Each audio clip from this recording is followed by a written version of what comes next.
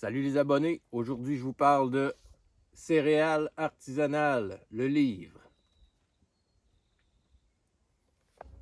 Voilà, c'est chose faite, céréales artisanales, le livre va exister. Il va être publié aux éditions Éco-Société au courant de l'année probablement 2027. Je ne peux pas m'avancer sur une date actuellement, puisque je suis dans le dernier fignolage, disons. Je profite de l'été pour ajouter ce qui ne me serait pas venu en tête en étant assis derrière un ordinateur. Donc, c'est le moment où je prends les dernières photos, où je me répète constamment dans ma tête comment est-ce que je montrerais ça à quelqu'un finalement par écrit le plus simplement possible. Puis, c'est ça, le but de ce livre-là, c'est de rendre accessible à n'importe qui jardine déjà ou qui aimerait le faire, à comment intégrer les céréales artisanales au jardin. Puis, évidemment, ça va bien au-delà du simple jardin parce que ce grain-là, on veut aussi le consommer. Donc, on veut l'amener en cuisine. Et puis, parfois, c'est pas tout le temps simple. Donc, ce livre-là a pour vocation, finalement, de passer du jardin à la cuisine. Tout ça commence avec une longue histoire de 10 000 ans de progrès et puis de tentatives que l'on regarde sommairement pour se rappeler finalement que c'est tout à fait possible de le faire avec des moyens très limités. Puis tout ça nous mène vers le monde d'aujourd'hui. Et puis dans ce chapitre-là, on analyse un petit peu, encore une fois, c'est un survol parce que c'est pas le sujet principal du livre. Mais c'est ça, on survole c'est quoi l'industrie aujourd'hui, comment le grain est fait, et puis ça nous permet d'avoir un meilleur regard sur ce qu'on a perdu à travers le temps, notamment depuis l'industrialisation. Donc voilà, l'idée c'est de vraiment se réapproprier la chose.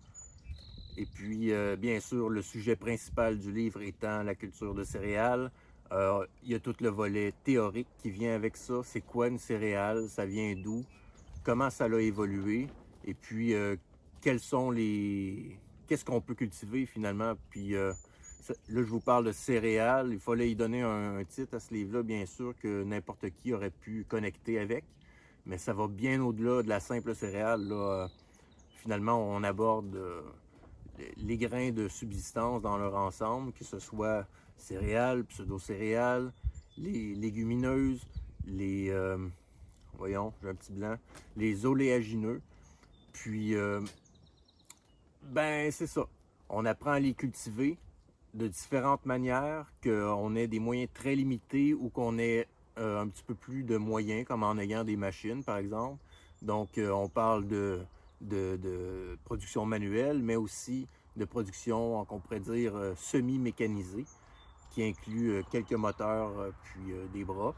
L'idée, c'est de jamais perdre l'aspect artisanal de la chose. Et puis, c'est ça, contrairement à ce qu'on croit, il y a moyen avec certains grains, même en ayant de quoi d'aussi gros qu'un petit potager, de tirer un peu de grain, puis de comprendre exactement c'est quoi cette matière-là. Donc, c'est pour les tout petits, les moyens, les gros. Euh, Peu importe l'ampleur du projet qu'on veut mettre en branle, ce livre-là en parle, ce qui fait que c'est ce qui le rend vraiment accessible parce qu'on pense qu'il faut énormément de moyens alors que c'est pas le cas du tout. Et bien sûr, ce livre-là serait incomplet si on ne parlerait pas du volet transformation et cuisine. C'est ça le but, en fait. C'est pas juste de créer de la semence. On veut aussi pouvoir subsister avec cette matière-là. Ce qui fait que les transformations primaires des différents grains sont abordées. Certains en plus en profondeur que d'autres, évidemment. On ne peut pas tout dire, là. C'est pas le traité du grain là, que j'écris, ça demeure quand même une introduction pour à peu près tout le monde. Puis toutes ces transformations-là, comment on peut les utiliser ensuite dans des recettes pour se réapproprier l'aliment de base qui a énormément perdu en qualité dans les derniers siècles. Puis c'est ça, on s'intéresse à la matière brute, la matière goûteuse, celle qui permet de vraiment renouer avec cette nourriture de subsistance. Et puis évidemment, ben, il y a parler de grains sans parler d'animaux, ce serait encore une fois incomplet. Donc on les inclut un petit peu dans la démarche de manière à toucher tous les aspects de cette production-là. Et puis, vous le savez, ici, ben, si vous nous suivez en fait, au jardin, on a développé des outils, dont une batteuse qui est la vidéo la plus regardée, là, disons-le, sur la chaîne ici. Donc ce livre-là, ben, en parle de manière beaucoup plus détaillée qu'on l'aurait en fait en vidéo. On a vraiment la conception qui est bien détaillée en fait. Puis c'est ça, c'est un livre qui couvre très large. Puis je pense que c'est sa force justement.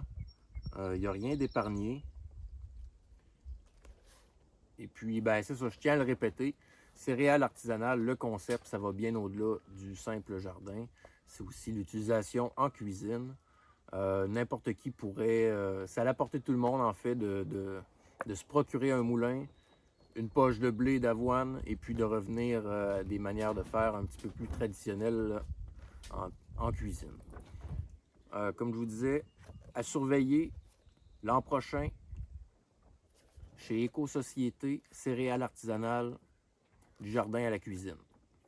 Salut!